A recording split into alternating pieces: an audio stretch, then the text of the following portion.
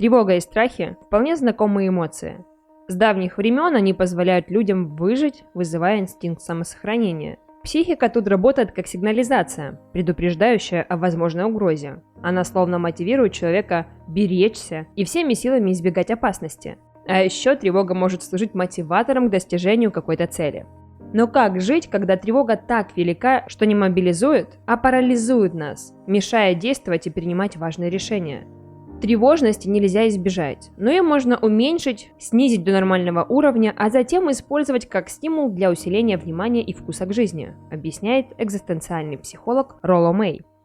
В данном видео собраны результаты научных исследований и терапевтический опыт экспертов, подсказывающий некоторые способы улучшить свое самочувствие и снизить уровень тревоги до его нормального состояния.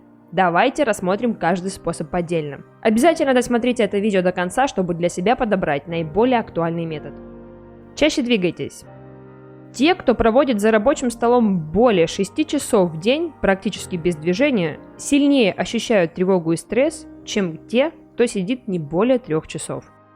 Психологи из Университета Тасмании уточняют, что дело не в отсутствии физических нагрузок, а именно в длительном периоде, проведенном в неподвижности. Те, кто целый день сидит за столом, а вечером отправляется в спортзал, также склонны испытывать тревогу, как и те, кто после 6-часового сидения отправляется домой и ложится на диван. Так что акцент стоит сделать на частоте движений, а не на их интенсивности. Если у вас сидячий образ жизни, старайтесь подвигаться хотя бы 5 минут каждые 3 часа. Озвучьте свои тревоги. Гештальт-терапевт Нифонт Долгополов советует перечислять свои тревоги вслух. Например, «Я все время думаю о том, что не успеваю выполнить работу к сроку». Или «Я начинаю тревожиться из-за того-то или этого».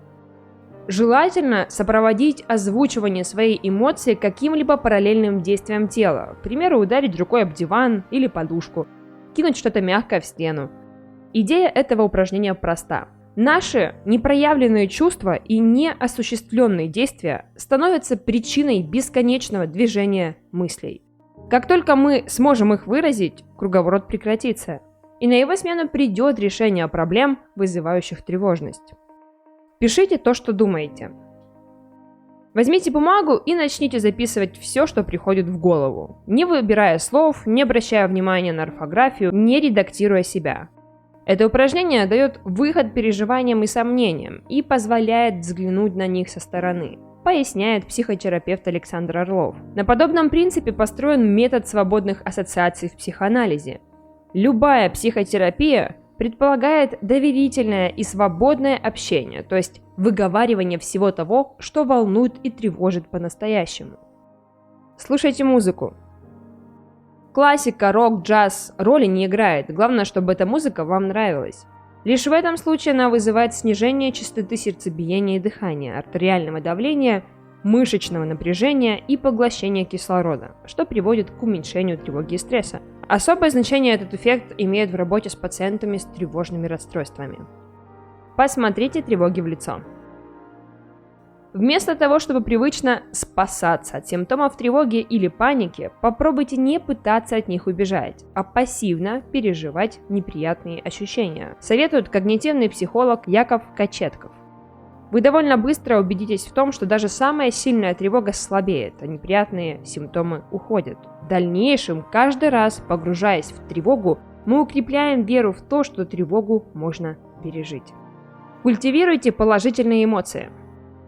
Один из пионеров позитивной психологии Мартин Селигман определяет основные методы, к которым стоит прибегать, чтобы усилить приятные эмоции. Прежде всего, надо научиться смаковать удовольствие, замедлить темп работы, не поддаваться порывам отвлечься на суетные занятия, которых всегда у нас множество, например, социальные сети или лента в ТикТок. Нужно отвести себе время, чтобы в полной мере вкусить радость от достижения желаемого, почувствовать удовлетворение от сделанного выбора.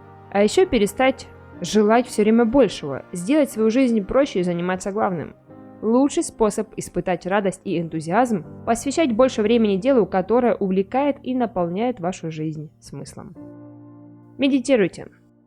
То, что занятия йогой, медитация и дыхательные упражнения успокаивают ум, расслабляют и снимают тревожность, доказано столькими исследованиями, что напоминать об этом не имело бы смысла. Медитируя хотя бы 10-15 минут в день, мы создаем свое внутреннее пространство, такую внутреннюю крепость, которая позволяет отстраниться от ситуации, успокоиться и иметь возможность без помех выбрать, ради каких ценностей мы действуем, какой смысл мы придаем своему существованию. Кстати, такие медитативные занятия, как вязание, шитье, лепка, рисование, тоже прекрасный способ создать себе внутреннее пространство и успокоиться. Важно понимать, что мы во многом сами отвечаем за себя, и у нас гораздо больше ресурсов, чем мы можем себе представить.